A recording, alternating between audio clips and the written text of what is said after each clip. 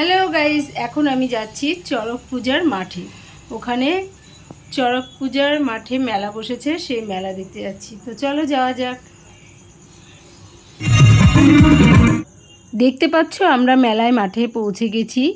এখানে অনেক কিছুর দোকান বসেছে, খেলনাপাতি, খাবারের দোকান। দেখো, তারপরে গাছটা তুলে ফেললো মাঠে সন্ন্যাসীদের। এইবার চলো শুভেচ্ছা। দেখো কত সুন্দর লাগছে। এখানে অনেকে পয়সা উঠিয়েছে পেটে, পিঠে, কানে।